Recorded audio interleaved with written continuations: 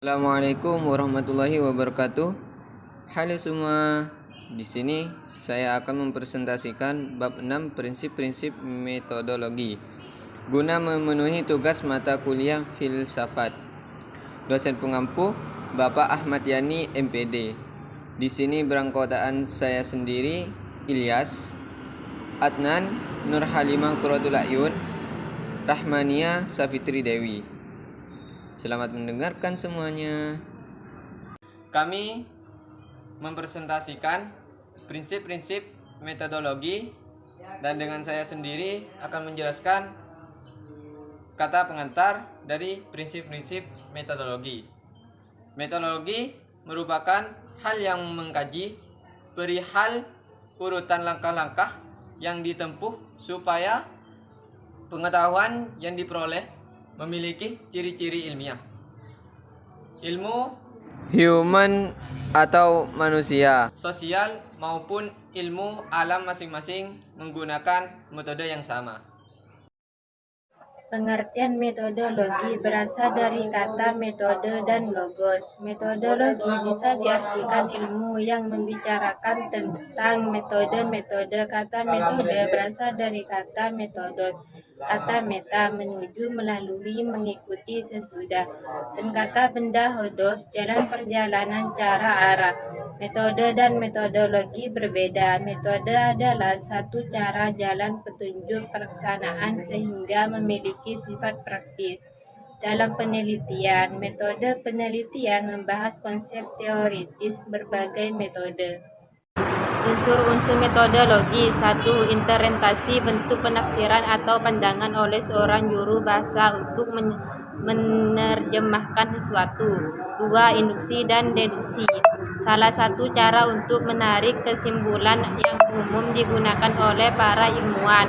3. Koherensi, interusaha untuk memahami secara benar. Holistis, sebagai cara pandang yang menyeluruh atau secara keseluruhan.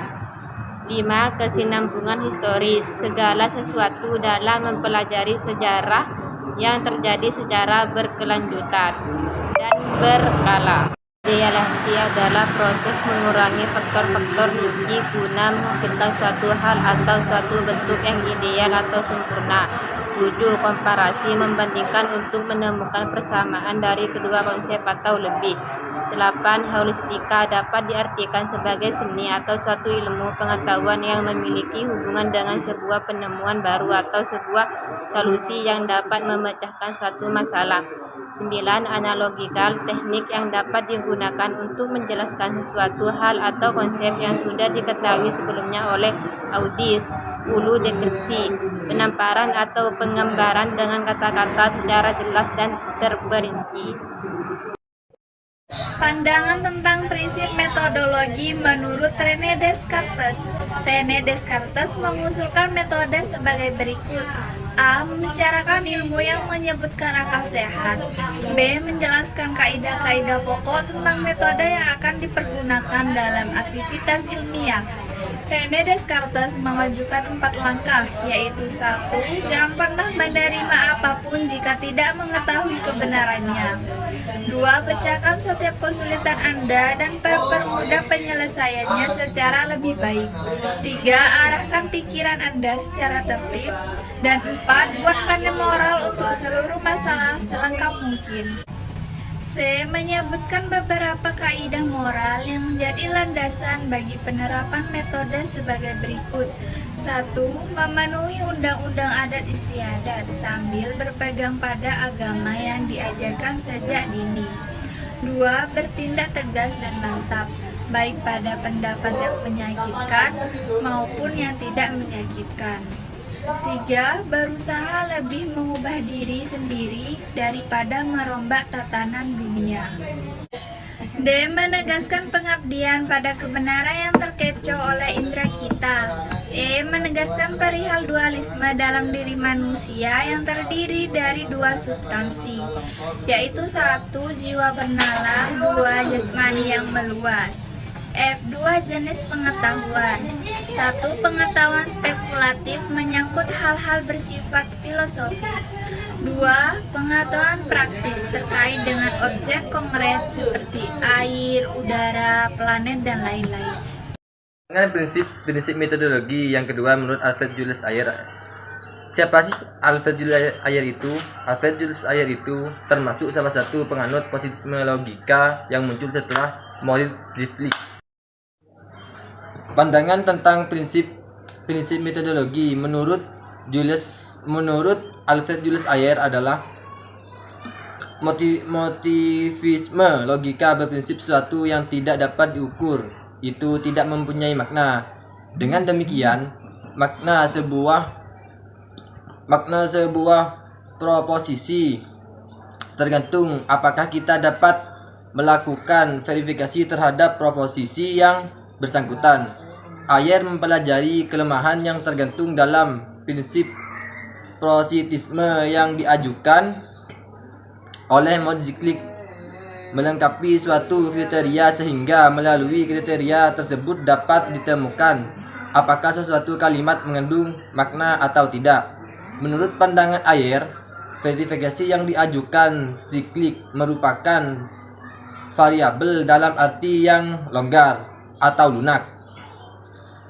Ayer telah membuka kemungkinan untuk menerima pernyataan dalam bidang sejarah masa lampau dan juga memprediksi ilmiah sebagai pernyataan yang mengandung makna. Yang ketiga, pandangan prinsip metodologi menurut Karl Raimund Popper.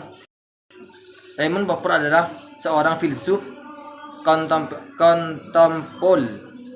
kontemporer yang melihat kelemahan dalam prinsip verifikasi berupa sifat pembenaran terhadap teori yang telah ada. Popper mengajukan prinsip falsifikasi sebagai berikut. Pertama, Popper menolak anggapan umum bahwa suatu teori dirumuskan dan dapat dibuktikan kebenarannya melalui prinsip verifikasi. Teori-teori ilmiah selalu bersifat hipotesis, tidak ada kebenaran terakhir. Kedua, cara kerja metode induksi yang secara sistematis dimulai dari pengamatan secara teliti gejala yang sedang diselidiki. Pengamatan yang berulang-ulang akan memperlihatkan adanya ciri-ciri dirumuskan menjadi hipotesis. Yang ketiga, Popper menawarkan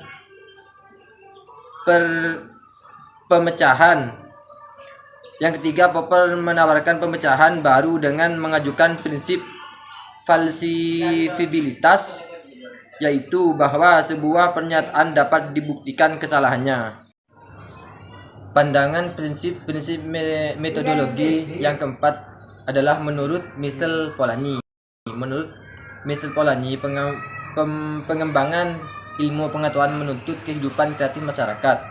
Polanyi menegaskan bahwa tugas filsafat terutama adalah membedah penyakit-penyakit pikiran yang hanya dapat dilakukan dengan mengajukan pertanyaan mendasar. Tujuannya adalah untuk menemukan alternatif baru bagi kehidupan manusia sebagai manusia dan masyarakat.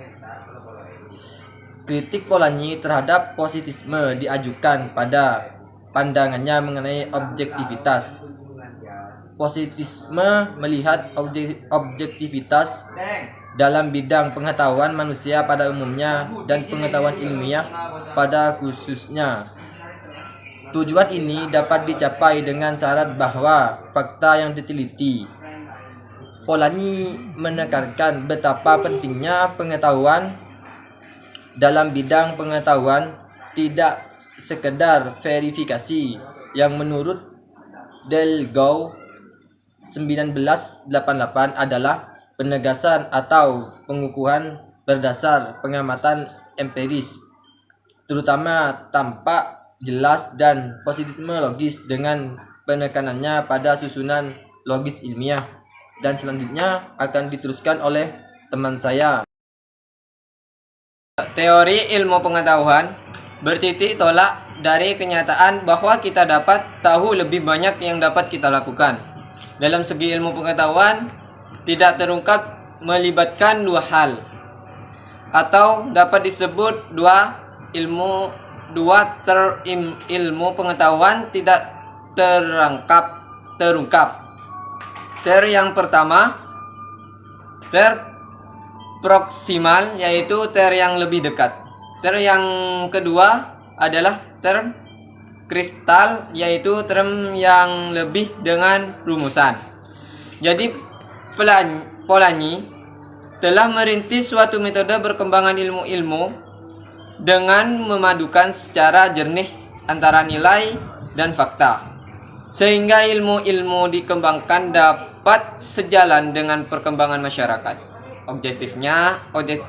Objektivitas yang menjadi pokok perhatian ilmu-ilmu, sehingga mutlak menggunakan subjektif yang pada prinsipnya akan menjadi pokok perhatian, akan mencerminkan objektivitasnya. Dalam kerangka ini, Polanyi untuk menunjukkan hakikat ilmu sebagai realitas yang personal. Sekian dari kami. Wassalamualaikum warahmatullahi wabarakatuh.